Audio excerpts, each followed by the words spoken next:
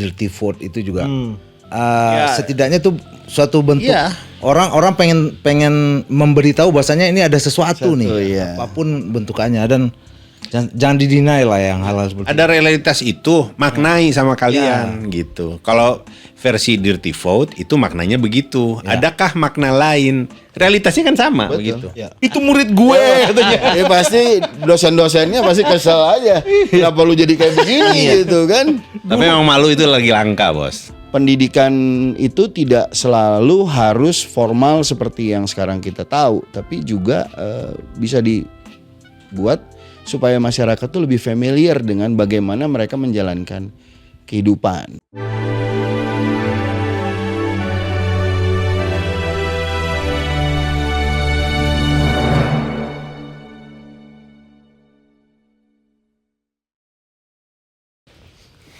Oke, bertemu kembali di podcast Bargama bersama saya Ismail, Saya Dimas. Abang kita Alof, dan hari ini kita datang tamu kehormatan lagi. Kehormatan. Ketum Aing. Ketum. Lagi cuti. Bang Gembong, apa kabar Bang? Baik. Sehat Bang? Baik. Bang Alhamdulillah. Gembong ini Ketua Umum Ikatan Alumni ITB. Yes. Ketum Aing. Status cuti. Soalnya daripada diributin kan. Harusnya nggak perlu cuti karena menteri-menteri kampanye juga nggak pakai cuti. Itu dia. Masa ketemu IA aja mesti cuti. Atau mungkin ketemu IA punya etik. Nah itu. Ya, karena kan kalau di kampus itu yang paling utama di atas peraturan undang-undang itu etika, ya kan? Betul sekali. Ya. Ternyata di luaran etika itu katanya nggak penting katanya. Dasmu etik. Ya, ini saya punya cerita nih ya. Jadi begitu Mas Gembong ini kepilih sebagai ketua umum IAITB, nah itu kami diajak nih sowan. Ya jadi ya namanya ketua-ketua alumni mah udah biasa ya, mereka punya jejaring gitu. Ke Semarang kami, Semarang. Dan beliau ini yang nyetir mobil gitu. Bolak-balik beliau yang nyetir gitu. Itu bener nyetir. Iya, ke Semarang gitu kan. Nah, jadi pas waktu sampai di sana kan kita tuh biasa GP gitu kan ngomongnya kan. Nah, begitu sampai di sana kami jadi bingung begitu GP itu. Karena kan yang satu Gembong Primajaya, yang satu Ganjar Pranowo. Sarua GP. Jadi kalau ada kita ngomong GP itu Yang mana? Gajah duduk atau Gajah Mada. Itu. Nah, itu. Jadi ada gimana ya? Karena ternyata bagus juga ketika bukan hanya mahasiswa, tetapi juga sivitas akademika yang sudah menjadi alumni itu punya jaringan sama gitu, kepedulian gitu ya, sehingga apa yang dimiliki oleh masing-masing sebenarnya bisa sharing. Cuman mungkin Mas Gembong bisa cerita nih sampai sejauh ini gimana sih tentang peralumnian kita itu dalam rangka berpartisipasi membangun Republik Indonesia ini. Ya sebetulnya kan yang harus dibangun itu adalah sinergitas ya, kerjasama antara alumni, kaum intelektual. Salah satunya adalah alumni, ya kan? Salah satu unsurnya adalah alumni karena di negara-negara maju atau negara yang sekarang baru maju ya seperti Korea itu stakeholder itu kan adalah unsur penting dalam pengambilan kebijakan. Artinya kebijakan itu diambil berdasarkan sebuah masukan dari para pelaku di sektor tertentu, bukan pemerintah bikin aturan kemudian orang harus jalanin. Nah, untuk memberikan masukan itu harus ada kerjasama. Saya kebetulan dengan ketua-ketua alumni perguruan tinggi se-Indonesia itu punya hubungan yang cukup baik dan kita sering diskusi soal itu. Nah, makanya sekarang ini kita sangat siap nih kalau nanti ternyata pemerintahan yang baru dipimpin oleh salah satu ketua alumni perguruan tinggi ya kan, kita bisa kasih masukan. Kalau yang menang bukan ketua umum perguruan tinggi ya kayak gini-gini aja. Berarti kalau pemenangnya si ketua ikatan alumni itu berarti ada koalisi ikatan apa? Cendekiawan intelektual bersatu. Iya. Mantap. Kurang Dari lebih seluruh Indonesia Dari ya. seluruh Dari Indonesia. seluruh ya Indonesia. karena kan sebetulnya gini ya, kalau kita mau lihat data ya. 30 tahun terakhir ini dari mulai tahun 93 kita masuk middle income.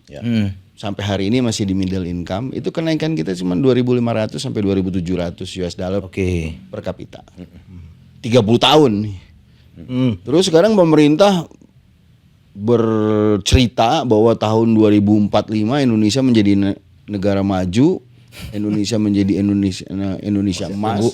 Unggul. Mana pendapatannya di atas 13.000 atau 30.000 bahkan katanya. Berarti kenaikannya itu bukan 2.500. Tapi minimal 9.000 Dalam jangka waktu. dalam jangka waktu 20 tahun. Gimana caranya Sampai ya?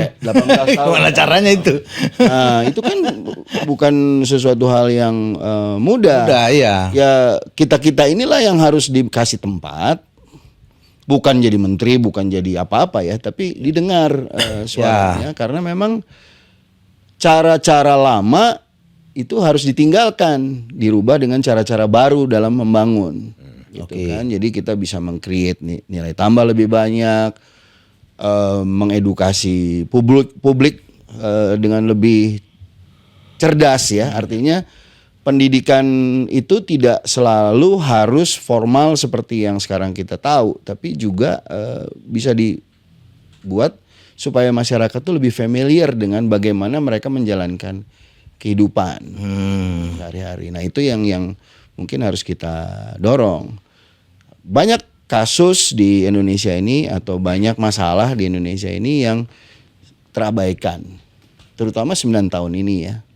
Karena cerita-ceritanya kan banyak soal kita sudah maju, mau bikin ini, mau bikin itu. Justru 9 tahun ini ya? Justru 9 tahun ini.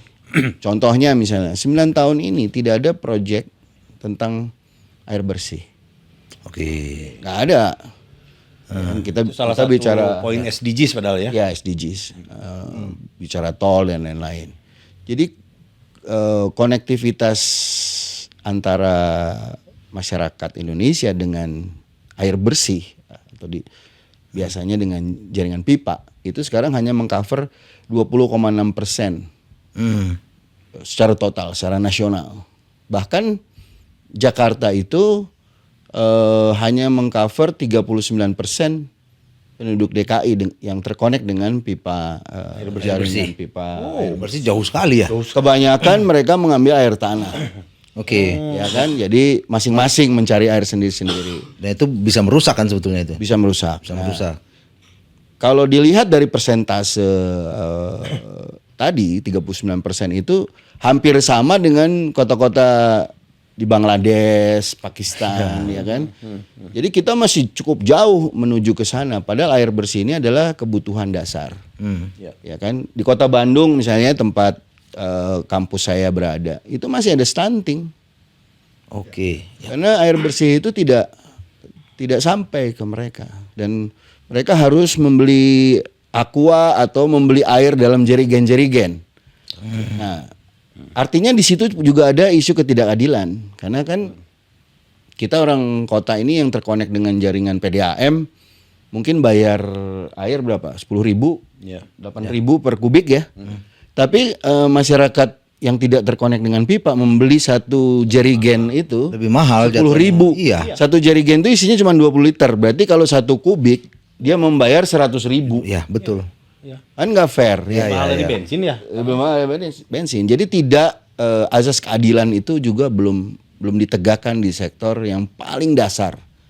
Jadi inilah PR ke depan, kita harus melakukan ini secepat-cepatnya untuk mengurangi resiko generasi berikutnya tumbuh dengan IQ yang rendah, stunting dan lain-lain. Ya, kan kalau di kota saja masih sekian persen ya, demikian rendah gitu kan. Ini di pelosok di pedalaman kan lebih parah lagi. Ya, kita tahu lah bahwa mereka untuk mengambil air itu kan harus pergi jauh bawa ember. Nah, kalau tadi Mas Gembong udah bilang kan, ini isu ketidakadilan, betul, ya kan? Jadi tidak semua orang mendapatkan apa yang seharusnya menjadi pelayanan negara. Haknya. Ya kan? Terus yang kedua, benar nih. Air itu masalah stunting, air bersih. Itu masalah stunting juga gitu loh. Ya. Nah, kalau ini diberesin kan selain tadi gizi dan segala macam, lalu perawatan kepada perempuan semenjak mereka hamil, stunting, air. Dan yang ketiga ternyata apa coba? Isu gender. Oke. Pernah nggak kepikir bahwa namanya kesetaraan gender itu salah satunya dihambat oleh ketidakadaan air sampai ke rumah. Kenapa? Oh, ya. Di pelosok yang disuruh ngambil air itu perempuan, Iya, sehingga mereka tidak bersekolah. Ya. betul. Itu kita kan nggak pernah membayangkan ya Dahsyat juga bahwa persoalan air yang sesederhana itu ternyata efeknya tuh besar banget. Betul. Jadi memang di dalam budaya Indonesia kaum perempuan itu mengerjakan pekerjaan-pekerjaan di rumah. Iya. Sementara yang lakinya mencari Uang lah. mencari nafkah lah ya.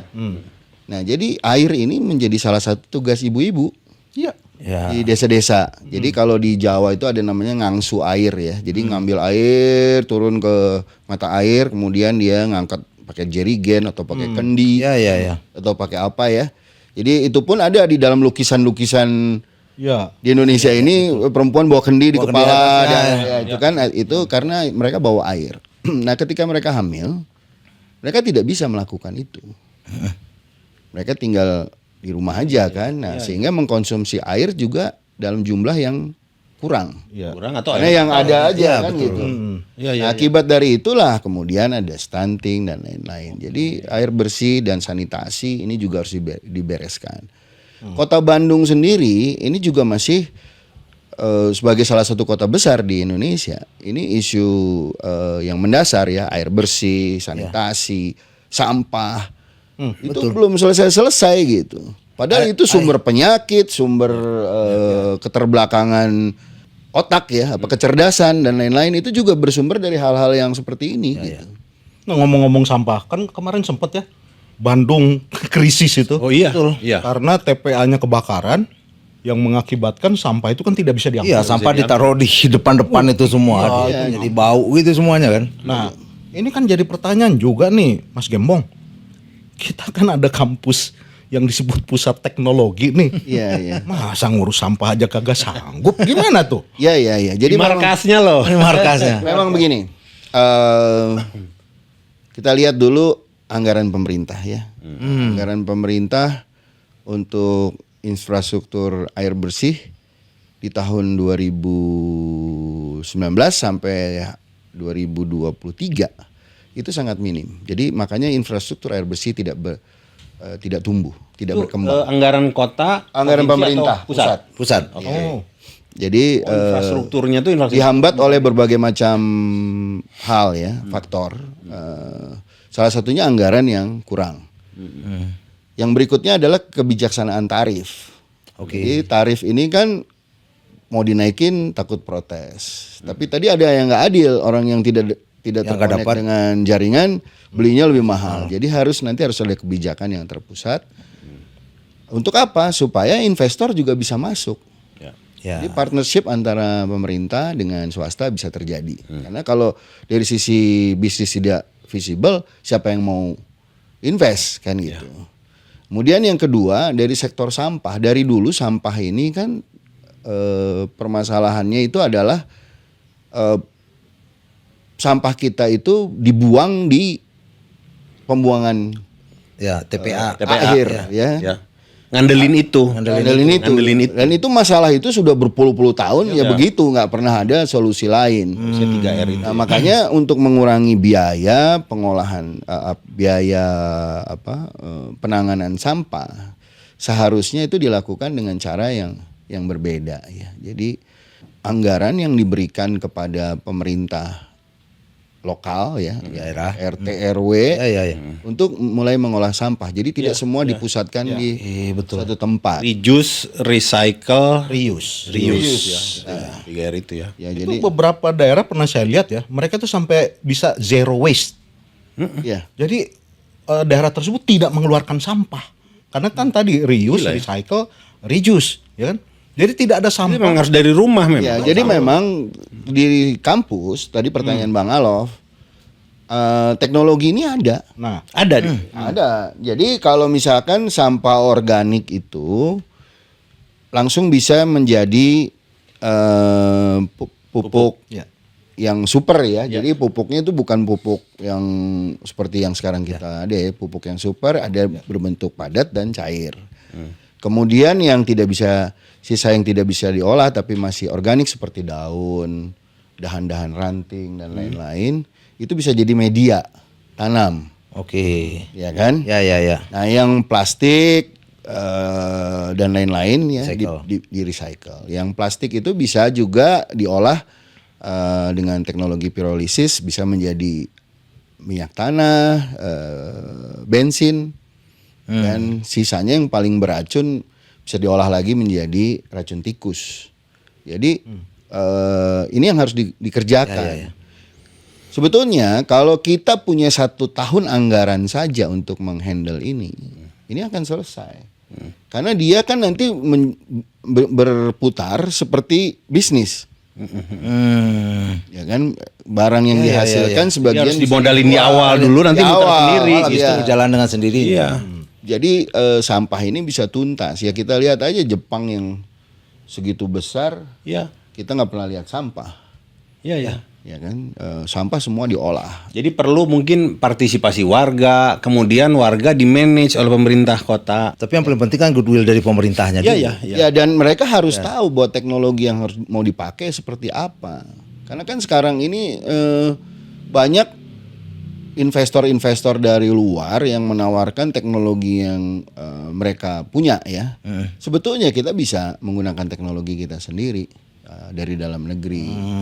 Nah, itu yang kemudian nanti dibikin per wilayah ya. Jadi mungkin kalau dalam pemikiran saya sih harusnya RW ya. Kenapa RW? Sekarang ini RW ini bekerja di seluruh Indonesia ya, secara sukarela. Ya. Dapat uang sedikit aja lah ya. Ya secukupnya lah gitu. Nggak bisa ngapa-ngapain gitu. Tapi kalau mereka punya pengelolaan sampah, mereka punya sumber Ada pendapatan di sana. sehingga bisa membantu Sumber masyarakat income-nya yang lebih mereka, baik. ya, bisa Iya. jadi sumber income-nya Jadi, juga. Menurut saya sih gerakan-gerakan ini yang harus didorong oleh pemerintah ke depannya. Makanya saya dengan ketua alumni UGM ya, kebetulan namanya Mas Ganjar ya, Ganjar Oh, Pranowo, GP. GP juga. GP1, GP2. Nah, itu juga diskusi soal production by the masses. Jadi kalau sekarang kan kita selalu dengar mass production ya. Ya. Big investors, investasi besar, terus nanti diharapkan masyarakat bekerja di situ. Ya, Berapa ada sih bisa penyerapan nampung tenaga kerja, orang? ya. 20.000, 30.000 penduduk Indonesia kan ratusan juta. Yang cari pekerjaan aja sekarang 17 juta lebih. Nah, kalau kita bikin pola baru, yaitu dengan production by the mass, itu gampangnya kita lihat dulu waktu India melawan impor tekstil. Oke. Zaman Gandhi dulu ya. Oke. Itu ada Swadesi. Swadesi. Nah, itu kan dia membagikan mesin pintal kapas di setiap rumah.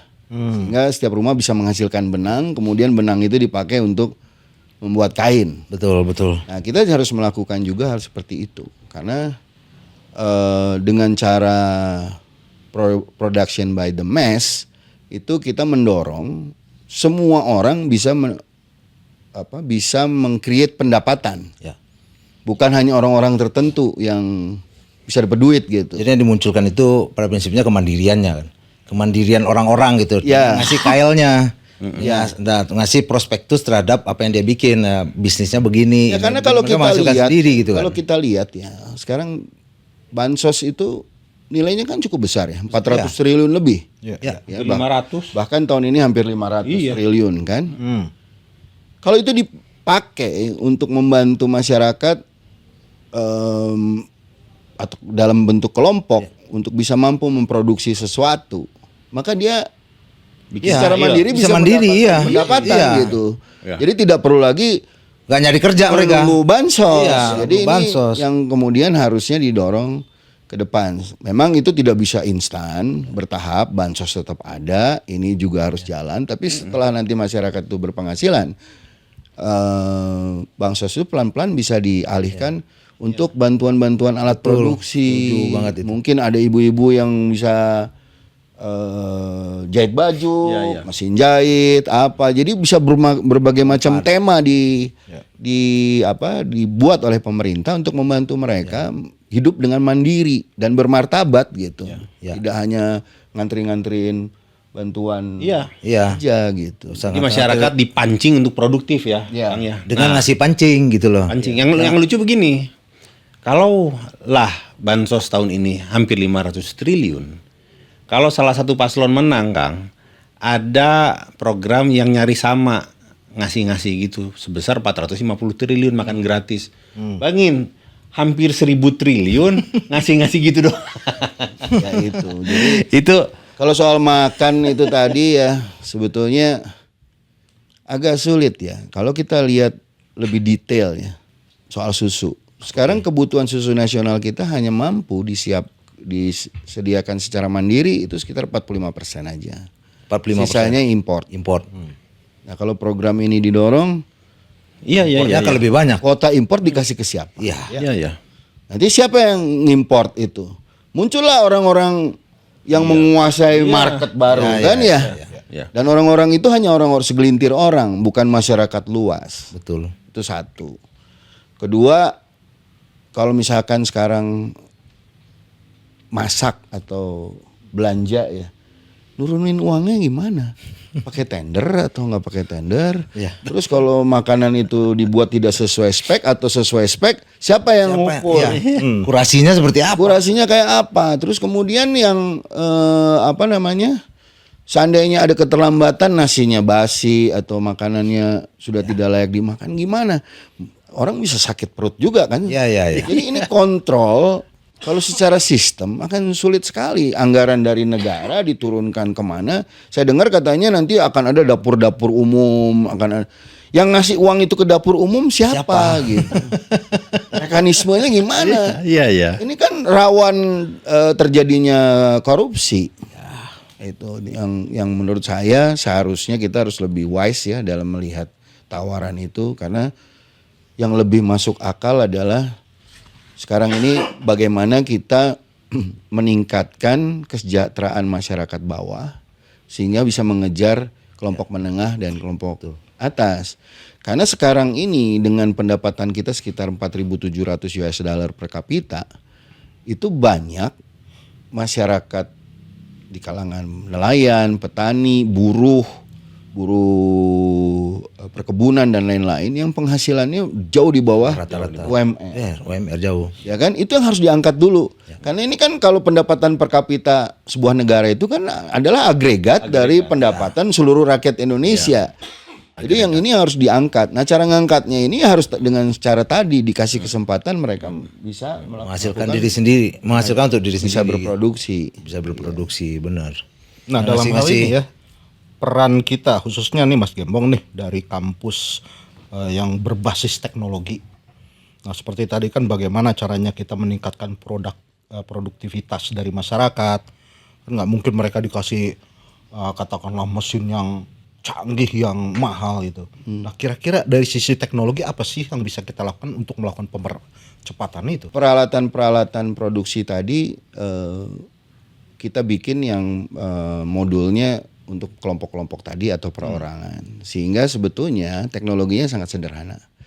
Bahkan dalam perencanaan kita dengan Mas Ganjar, itu mereka diajari untuk bikin sendiri. Oke. Jadi misalnya nih pompa. Ya.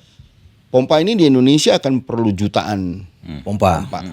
Dan sampai hari ini kita nggak punya standar pompa yang bisa mengangkat air ke wilayah pertanian atau untuk dikonsumsi oleh masyarakat.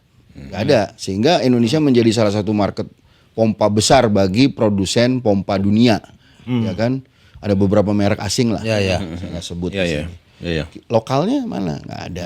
Ya, kita bikin. Jadi nanti mereka kita ajari cara membuatnya. pompa. Membuat pompanya ya. Nah, jadi anak-anak muda di desa-desa, di kampung nelayan yang tadinya nganggur, bisa diajarin mulai ngebubut, bikin ngedrill dan lain-lain, familiar dengan tools. Ya, familiar dengan tools. Kemudian mereka bisa bikin pompa yang sederhana itu. Bahkan mereka bisa bikin partnya, sehingga kalau pompa-pompa itu rusak, mereka bisa menyediakan partnya sendiri, nggak harus pergi ke Jakarta, pesen. Kenapa kita bikin begini? Karena orang yang menganggur ini hari ini sudah ada. Ya kan, hari ini udah ada, jadi harus cepat diselesaikan. Caranya kita training, mereka mulai bisa jualan gearnya, bisa jualan membrannya, bisa jualan part-part pompa yang lainnya. Nah dengan begitu mereka sudah mulai bisa bekerja. Dan orang Indonesia ini biasanya kalau sudah familiar dengan sesuatu tools, kemudian dia jadi kreatif kan. Mungkin kalau dia udah bisa bikin pompa, dia bisa bikin yang lain. Misalnya bikin gerobak untuk ngangkat beras. Terus habis itu gerobaknya digabung sama mesin motor, bisa macam-macam kalau mereka sudah terampil menggunakan tools tadi. Jadi kita ingin merubah tools dari hanya cangkul dan bajak menjadi cangkul bajak plus tools yang lain. Ya, seperti di negara-negara maju kan, kayak di Jepang gitu. Sekarang petani-petani Jepang itu sangat modern karena mereka setelah selesai bercocok tanam, mereka di garasinya itu ada tools. Mereka bisa bikin macam-macam, bracketnya untuk plat mobil atau apa, mereka bisa kerjakan itu. Mereka dapat order dari industri otomotif di sana, mereka kerja di situ. Nanti kalau panen ya balik lagi ke sebagai petani. Ya kadang-kadang kan miris, bro. Peniti aja kita impor loh. Nggak ada. Ya, jadi banyak hal sebetulnya yang bisa dilakukan. Jadi universitas atau para alumni ini nanti akan mengajari masyarakat membuat. Jadi mereka nggak usah sekolah. Kita nggak punya persyaratan SD, SMP, SMA. Yang penting mereka mau belajar membuat. Setelah mereka bisa, nanti kan tenaga-tenaga itu bisa membuka usaha, menyiapkan atau bahkan menjual pompanya. Kalau mereka bisa menyerap ilmunya dari A sampai Z, mereka bisa jualan pompa. Jadi ini yang mau kita dorong itu baru satu kasus ya, belum yang lain, misalnya mesin pengering beras, nanti pemrosesan yang lain-lain, ekstraksi dan lain-lain, itu semua modulnya berbentuk sederhana. Memang ada part-part yang masih harus import ya, seperti pompa yang kecil itu ya, yang bertekanan tinggi itu kita nggak punya. Itu tetap kita harus import dan pelan-pelan harus ada industri yang membuat itu di sini. Jadi pada akhirnya akan muncul industri-industri kecil-kecil di masing-masing wilayah, di mana-mana, di desa. Di Cina kalau nggak salah udah seperti itu kan. Cina itu maju karena dulu mengawalinya dengan begitu. Mereka ketika dulu kita memilih industri pesawat terbang, mereka memilih industri perkakas. Mulai dari bawah. Kita loncat di atas. Tapi perlahan dan pasti mereka kemudian karena ini terampil, dia naik ke atas, masuk ke industri kopi ya, mengkopi industri Jepang, membuat motor Cina, membuat mesin-mesin ya, dengan cara-cara mereka waktu itu dengan kualitas yang rendah. Kemudian akhirnya sekarang meloncat, bahkan ini mungkin tahun 2024 mereka bisa mengalahkan Jepang di sektor industri otomotifnya. Ya kan? Jadi luar biasa. Jadi memang kita harus melakukan itu. Kalau dan itu peran pemerintah kan sangat penting sekali kan. Ketika itu tidak disupport oleh pemerintah ya gimana? Nggak mungkin. Dalam konteks ini justru gue lihat begini bro, peran pemerintah penting, tapi yang bisa dorong pemerintah atau bikin pemerintah menjadi soal ada perlunya itu tuh ya alumni perguruan tinggi ini, intelektual ini, sehingga kalau gue mikirnya justru menjadi penting punya pemerintah yang dari kelompok ikatan alumni ini. Iya kan? Sehingga relate jadinya apa jadi relate, jadi nyambung. Karena kan diskusinya udah panjang. Kalau sekarang kita dipimpin oleh orang yang tidak pernah berkomunikasi dengan kita misalnya selama ini akan susah. Kita mau masuk lewat mana? Makanya itu penting bagi para kaum intelektual sama akademisi itu untuk berpikir bahwa ke depan ini justru tantangan itu ada di pundak kita untuk membantu pemerintah dengan pemikiran dan konsep-konsep untuk mendorong kesejahteraan masyarakat luas. Oke. Gitu. Nah, yang menarik lagi nih, Kang. Jadi, Kang Gembong kan Ketua Ikatan Alumni ITB, bekerja sama dengan Ketua Ikatan Alumni dari banyak tempat untuk push atau ngasih tahu pemerintah mengenai banyak hal yang harus dilakukan ya. Kalau nggak salah, Mas Gembong ini kan juga TPN ya. Iya. Ya. Jadi sebenarnya udah tinggal satu langkah lagi nih menuju apa yang tadi kita harapkan. Bagaimana kita ngedorong pemimpin yang dari Ikatan Alumni, dari kaum intelektual. Ceritain dikit dong, Kang Gembong, gimana nih TPN sampai sejauh ini? Ya TPN bekerja maksimal lah ya. Kita berupaya sekarang menjual tanda kutip konsep. Ya. Dan sosok ya terutama sosok karena konon masyarakat Indonesia itu rata-rata pendidikannya kan cuman kelas 7 ya. Rata-rata kelas 1 SMP IQ-nya katanya 89 apa berapa ya. Kalau di bawah 90 rata-rata. 90 kan rata-rata. Jadi ternyata konsep program ini kurang bisa ditangkap. Ya. Lebih mereka melihatnya ke sosok aja. Oke. Ya kan, ke sosok. Jadi memang kita akhirnya lebih banyak menampilkan sosok capres cawapres kita. Program itu ya kadang-kadang disampaikan, kadang-kadang enggak gitu ya. Disesuaikan aja. Disesuaikan lah dengan kondisi masyarakat kita pada umumnya. Sehingga memang di dalam TPN ini sendiri saat ini program kerja ini yang nanti mau dibawa itu belum sepenuhnya bisa diperkenalkan kepada masyarakat luas. Tapi kita berusaha lah. Kebetulan TPN ini kan orangnya banyak ya. Ya banyak sekali. Orangnya banyak, koordinasinya juga tidak segampang itu juga. Tidak mudah itu ya. Tapi kita berusaha dan kebanyakan sih kita kerja di mana-mana kerja di mana-mana dan terutama sebetulnya yang tidak kalah penting nih kan adalah relawan ya. Relawan ini ternyata bekerja sangat militan. Mungkin saya nggak bisa bilang lebih militan dari TPN ya, tapi kalau dilihat orang-orangnya memang lebih kencang kerjanya gitu, sampai kemana-mana ke pelosok-pelosok mereka hadir membawa nama capres kita gitu, capres saya lah ya. Nah, jadi tadi kan ketika bicara bagaimana ikatan-ikatan alumni ini saling bersinergi ya. Nah, apakah dari perkumpulan ini dulu ada himpuni ya? Lalu entah apa lagi ada forum perguruan tinggi, ada macam-macam lah nama itu. Nah, ini apakah dari perkumpulan ini alumni dari berbagai macam latar belakang dan kemampuan ini pernah membuat istilahnya semacam konsep ya, blueprint untuk Indonesia ke depan gitu. Ada. Jadi waktu tanggal 19 September, saya lupa tanggalnya ya. 19 September itu pas MK menyatakan ditolak. 19 September.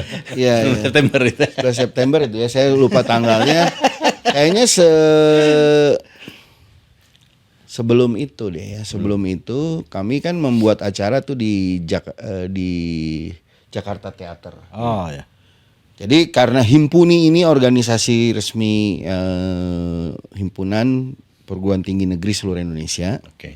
Tidak semuanya mendukung ketua umum UGM. Ya.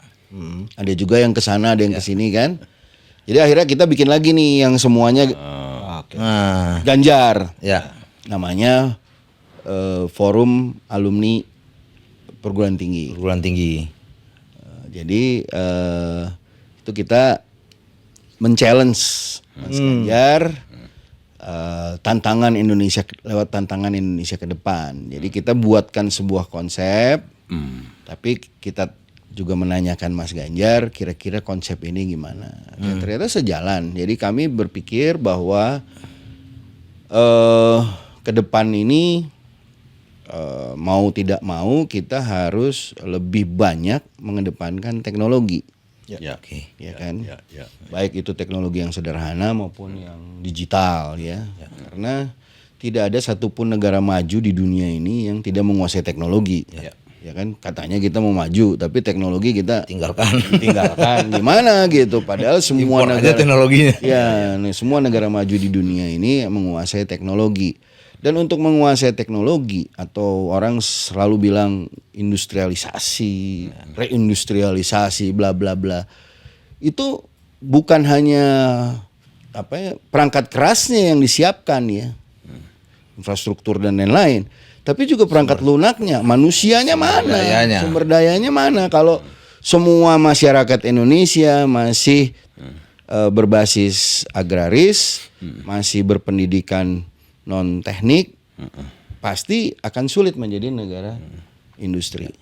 Makanya kita menyiapkannya dari sisi keterampilan, karena tidak bisa memaksakan semua orang semua orang berpendidikan teknokrat ya, mempelajari teknologi. Makanya kami berusaha untuk memberikan tadi yang saya sebut di awal, pelatihan-pelatihan untuk menguasai, pelatihan-pelatihan untuk menguasai peralatan yang berbasis teknologi gitu. Karena pelan-pelan ini nggak bisa instan. Kalau nanti seandainya ada investor besar bangun pabrik nih di mana, Cirebon misalnya ya, atau di Kuningan, yang kerja di situ siapa? Ya. Pasti bukan orang Kuningan, bukan orang Cirebon, karena di sana nggak ada orang-orang yang terampil. Makanya itu harus disiapkan dulu. Jadi untuk menjadi negara industri itu perlu waktu, dan harus tahapan itu harus dilalui. Nggak bisa instan dengan kita bangun pabrik terus artinya selesai masalahnya. Gitu. Itu yang dilakukan Mas Ganjar di Jawa Tengah kan, di Batang. Jadi disiapin dulu kan SMK-nya. Betul. Jadi kan kita punya planning nih mau bangun ini, kita siapin dulu semuanya. Tapi untuk yang instan ini kita harus melakukan pelatihan. Karena mereka tidak bisa nunggu sampai semuanya terbuka baru kerja, baru dapat duit kan. Harus hari ini juga harus bisa menghasilkan sesuatu gitu. Ya, makanya kan keberadaan TKA itu satu saat itu memang menjadi penting ya. Iya. TKA itu. Tetapi sampai kapan? Ya. Betul. Bila tidak terjadi transfer. Ya. Ya kan, keahlian skill tadi. Padahal kan skill yang dibutuhkan kalau dari sisi manajemen mungkin juga kita nggak kalah jago ya. Tapi skill teknis itu loh. Ya. Itu nggak mudah. Ini nggak mudah. Makanya kan perlu nih ya vokasi-vokasi yang seperti itu. Ya. Nah, mengingat kondisi sekarang nih, apalagi kan Mas Gembong dari tahun 2014 ya sudah menjadi tim think tanknya Pak Jokowi. Beliau tuh ikut loh. Oh, beliau ikut ya. Oh, ikut. Wah, selamat ya. Nah, melihat kondisi dari 2014, 2019, sekarang 2024, Indonesia Emas 2045 bisa tercapai nggak sih Mas? Ya, ya saya pendukung Pak Jokowi ya. Saya juga sih dulu. Dari 2012, 2014, 2019 ya. Meskipun ya cuman relawan-relawan biasa lah. Pembangunan yang terjadi sekarang ya tetap harus diapresiasi. Ya, Tapi saya harus katakan bahwa kalau kita masih melakukan dengan cara yang sama seperti sekarang, 2045 kita nggak bisa. Ya, setuju Mas. Jadi negara maju. Nah, yang harus kita lakukan ya justru kita harus lebih banyak mengedepankan penguasaan teknologi. Apapun yang dikuasai oleh putra-putri bangsa ini harus dikasih ruang, harus dikasih tempat untuk bisa membuktikan bahwa teknologi atau apa yang dia kuasai itu proven, bisa dipakai, bisa diimplementasikan.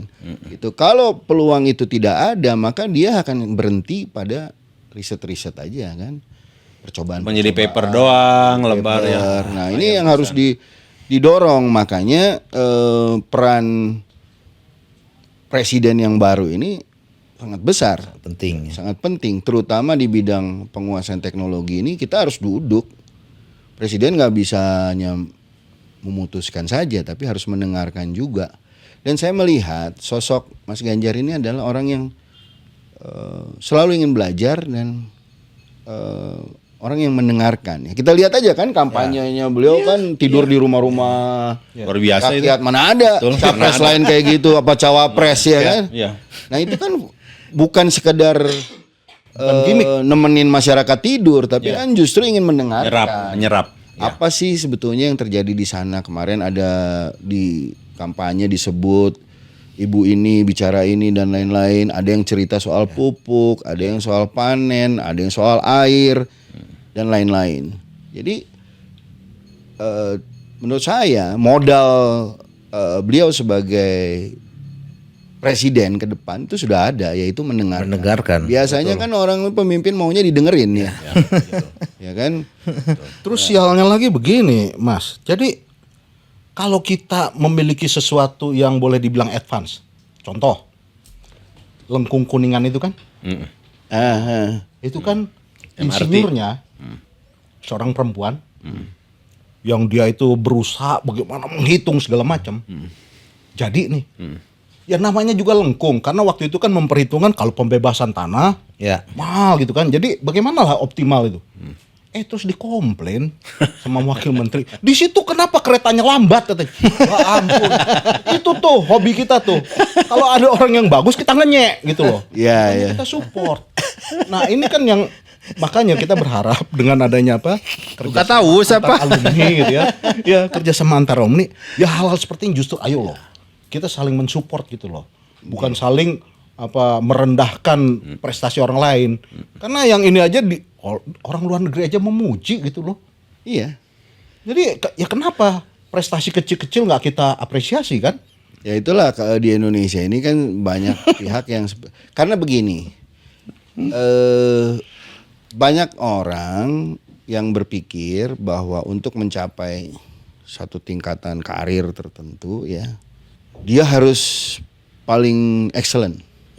Jadi kalau orang lain yang tiba-tiba muncul, bahaya nih kan gitu kan. Kalau bisa gua kecilin lah dia gitu kan. Ya tapi sebenarnya kalau ke depan meritokrasi ini diterapkan secara konsisten, maka orang-orang terbaik lah yang akan ada di sana gitu kan. Jadi justru orang-orang yang sudah berkarya tapi tidak banyak bicara di Indonesia dihabisin gitu kan. Lebih baik orang yang banyak bicara nggak pernah berkarya, dia jadi orang gitu kan. Makanya aneh gitu. Nah, tapi ke depan sistem meritokrasi, saya ketemu Mas Ganjar hampir setahun 2 tahun lebih lah ya. Beliau udah ngomong soal itu, soal meritokrasi. Jadi saya berharap itu bisa benar-benar diimplementasikan. Tapi masalahnya kemarin kita dapat contoh yang kurang bagus, Mas. Ketika calon wakil dari pihak lain itu dipaksakan, kasarnya begitu deh. Ya. Itu meritokrasi. Meritokrasi ndasmu. Kan kayak gitu jadinya. Jadi emang hal-hal ini kayak bernyakut tentang tidak hanya rules ya, tidak hanya undang-undang, tapi emang etika harus ada di atas segalanya. Dan memang kan gini. Contoh, dan itu kan harus dicontoh-contohin oleh yang harusnya memberi contoh kan. Toladan. Ya saya kurang paham ya. Bagaimana sih sebetulnya pemerintah ini salah satu tugasnya kan mencerdaskan kehidupan bangsa. Ya. Wajib itu. Itu kan wajib berdasarkan undang-undang. Iya. Tapi kan beberapa waktu ini tidak dilakukan itu kan. Jadi kan sebetulnya saat ini yang kita hadapi ya, ketika kasus ini muncul, ada MK, ada KPU, ada DKPP dan lain-lain ya. Dianggap nggak ada apa-apa. Iya. Ya kan. Terus masyarakat yang mendengar itu juga menganggap nggak penting-penting amat. Iya. Ya, karena mereka mungkin kurang bisa melihat permasalahan ini secara benar ya. Karena mereka tidak paham juga mungkin apa yang mereka harus menjudge bagaimana dan dasarnya apa gitu. Jadi memang berat juga ketika kita tidak mencerdaskan masyarakat. Ada pihak-pihak yang memanfaatkan ketidakcerdasan itu untuk kepentingannya mereka kan gitu. Dan ini terjadi. Sekarang ini saya juga agak heran ketika banyak sekali kasus, banyak blunder, banyak macam-macam, tapi surveinya naik terus gitu. Ya kan, ini kan aneh gitu ya. Jadi ibu hamil dikasih asam sulfat gitu kan. Dan lain-lain ini kan, tapi tetap aja begitu disurvei naik gitu. Fenomena ini menurut saya adalah menjadi tugas dari pemerintah. Masyarakat tuh harus dicerdaskan. Jadi ketika ada sesuatu yang nggak pas, salah, ya mereka harus tahu bahwa itu salah gitu. Dan fenomena terakhir itu beberapa puluhan kan Civitas Akademika, Ratusan guru besar. Udah 100 lebih. Oh ya? Udah 100 lebih. Kampus. Udah lebih. Bahkan yang terakhir kan yang di Jerman itu, Bang. Ya, yang di apa? Utrecht. Utrecht, Belanda. Perhimpunan Pelajar Indonesia di Utrecht. Berarti kan ada sesuatu, pada prinsipnya kan ada sesuatu ini. Jarang-jarang kejadian kayak begini nih. Iya.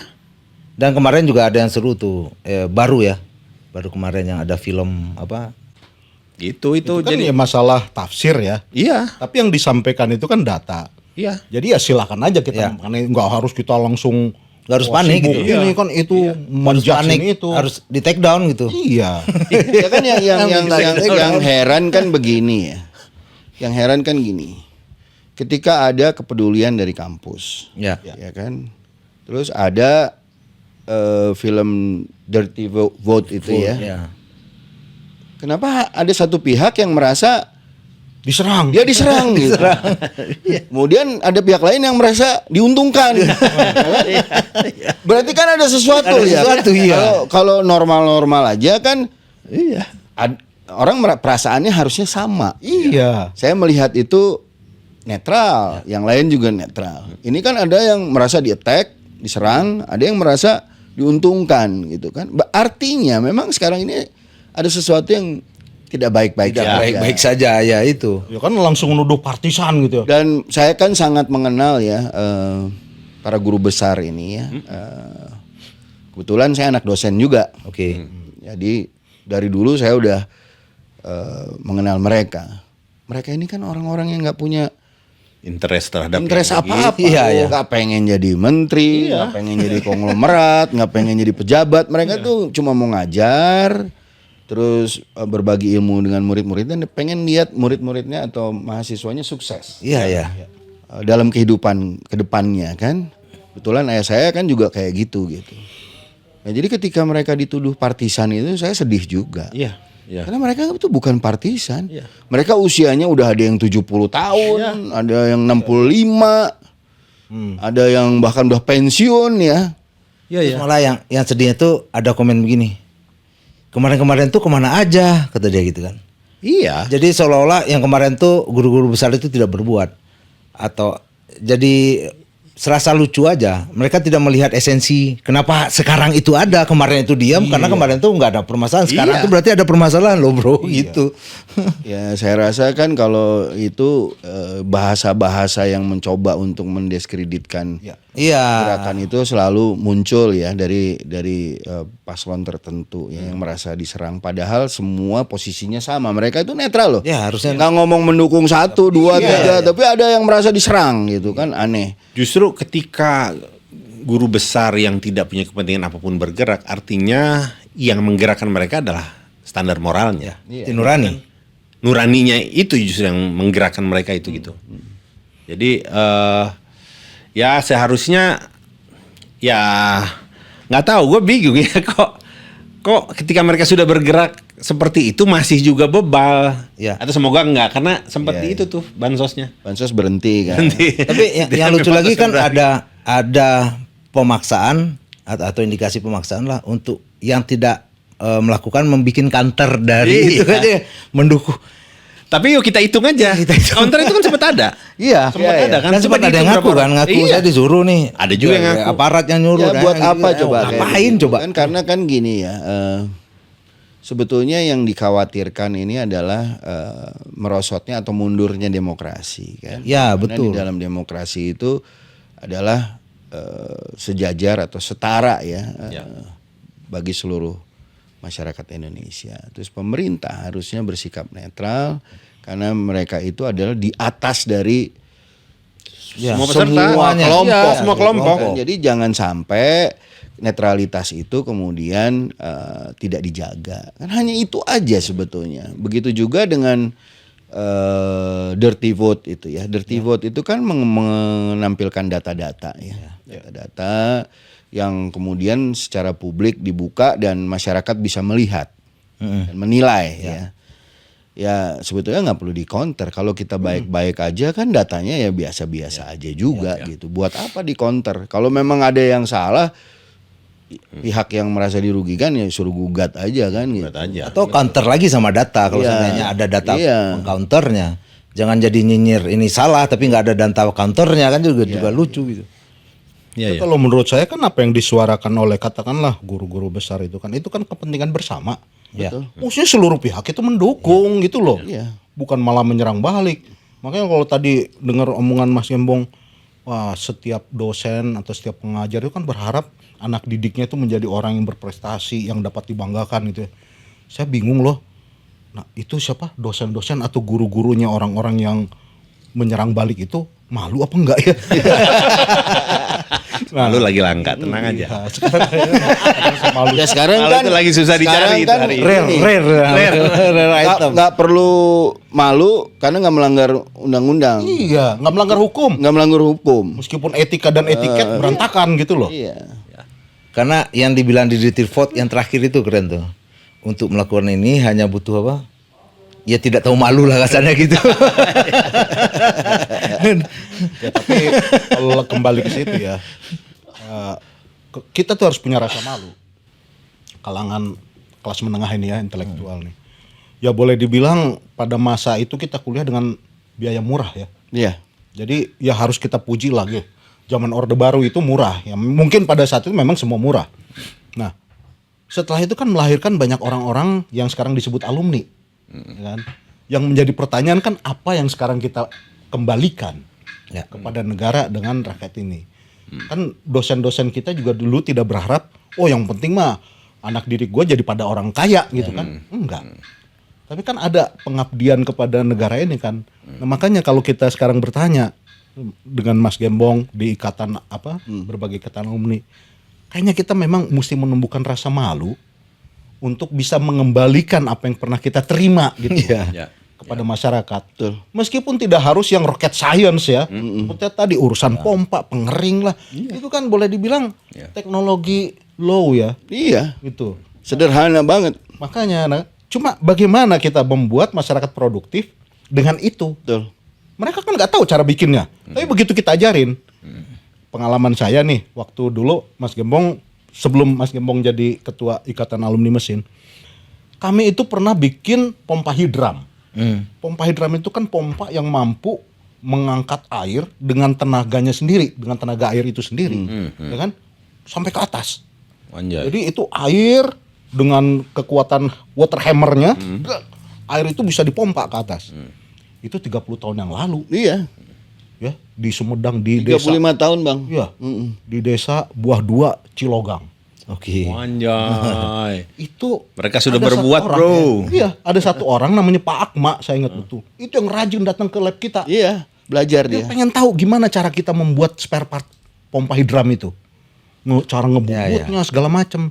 Nah, begitu kita udah install di sana dan hasilnya bagus sekali, air ngocor deras, beliau itulah yang maintain. Si pompa hidram. Lalu itu kan namanya pompa itu kan itu sering patah karena memang bebannya berat ya, tekan-tekan. Dia yang bikin sendiri. Tukang bubut dia bikin gitu. Karena dia sudah tahu baja apa yang mesti dipakai, ukurannya berapa, segala macam. Itulah orang desa loh. Belajar itu hitungan anak mesin. Lalu dia menjadi boleh dibilang kayak produsen lah. Produsen pompa hidram untuk desa-desa di sekitarnya. Anjay, serius? Iya. Berarti udah ada prototipe. Udah ada prototipe. Ada. Ini bukan hal baru. Nggak Tinggal perlu di copy aja sistem nggak itu. perlu belajar mekanika statika yang gitu-gitu. Nggak perlu. Ningali we kumaha. Oh gitu carana. Modelna naon kieu. Terus bahannya yang mana? Nggak perlu mereka. Ini yang sistem pendingannya Iya. Nggak perlu. Jadi di bawah vokasi itu masih ada lagi yang bisa kita bikin. Yaitu pelatihan itu. Iya. Karena memang ini sangat inspiring itu. Praktikal dan yang dibuat kan itu aja. Yang dibuat itu aja. Jadi dia punya workshop gitu ya untuk bikin pompa hidram, mulai dari dia merawat pompa hidram di desanya sampai akhirnya dia yang membangun pompa hidram di desa-desa sekitarnya. Luar biasa kan? Sementara kami waktu 35 tahun yang lalu. Iya. 35 tahun. Sampai sekarang masih jalan pompa itu yang kami buat itu. Kami kemarin tahun 2021 ya. Ke sana lagi. Ke Desa Buah Dua itu. Kami pasang lagi di beberapa desa sekitar situ. Jadi kenapa kita pasang? Karena ternyata Pak Akmal ini udah nggak ada kan? Berhenti pembuatannya. Terus di desa itu sekarang ada kasus stunting.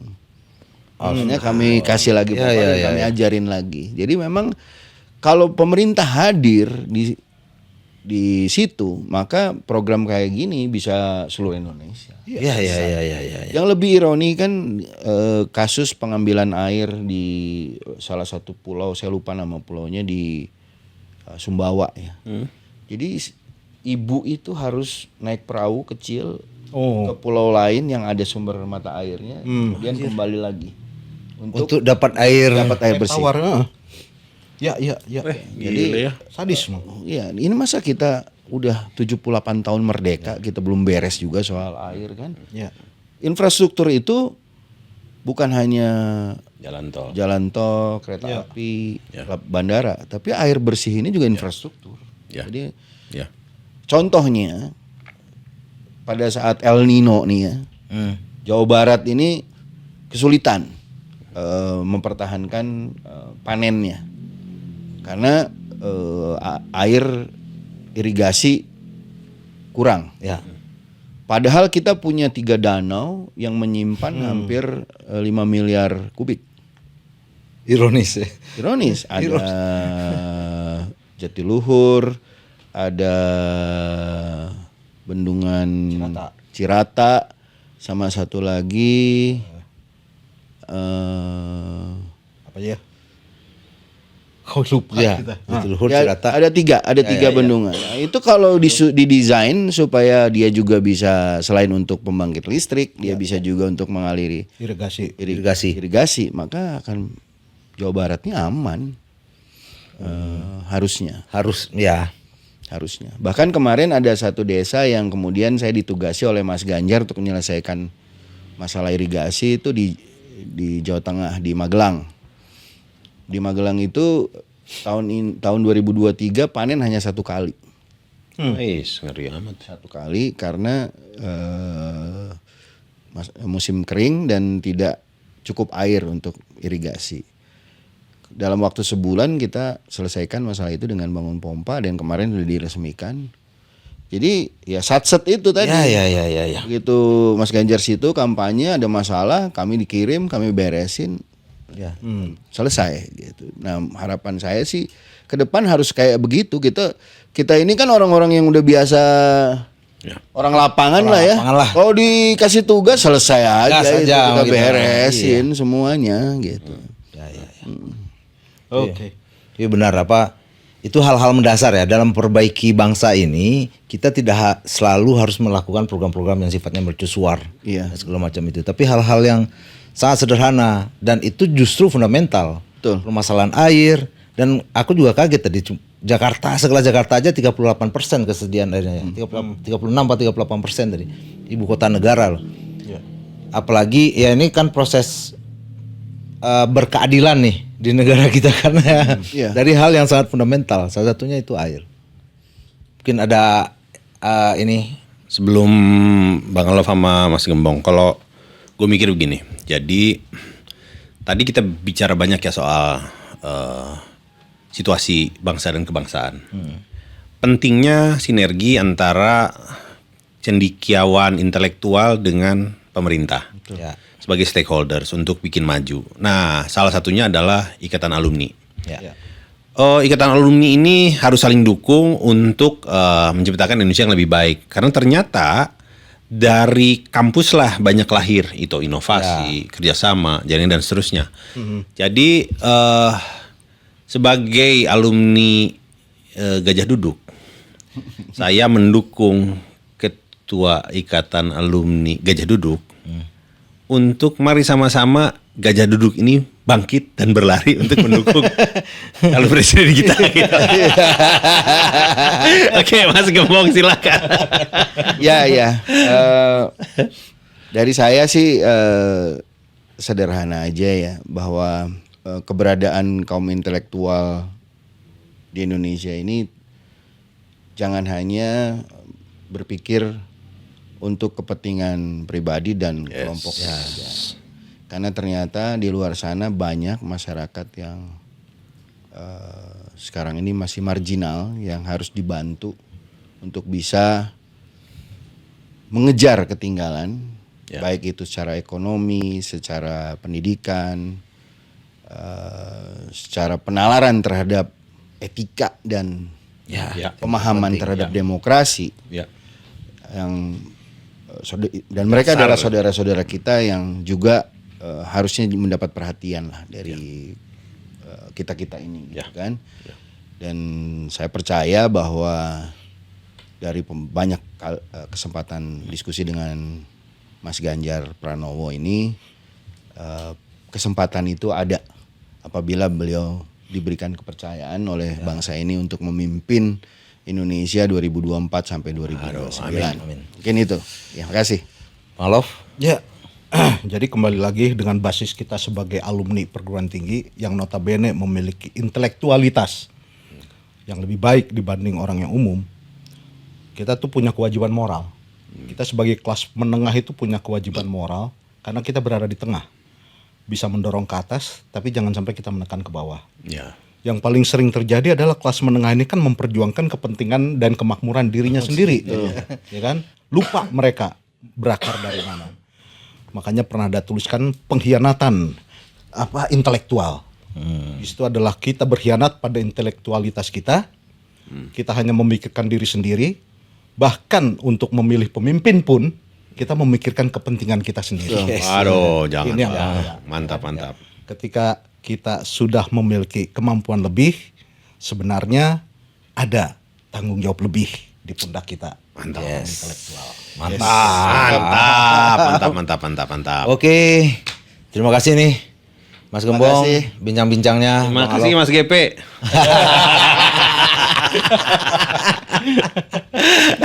Dan Kapok Mas Dar diundang lagi. Oh iya. Kita bercerita tentang hal-hal lain. Nanti kita bicara soal logistik. Itu yang paling penting. juga PR tuh. Oke, catat ya. Siap. Thank you. Oke, teman-teman semuanya, bertemu kembali nantinya di podcast Bargama selanjutnya. Terima kasih. Assalamualaikum warahmatullahi wabarakatuh. Waalaikumsalam. Salam demokrasi sekarang gini. Iya kan gue gini. Salam demokrasi. Gue kali.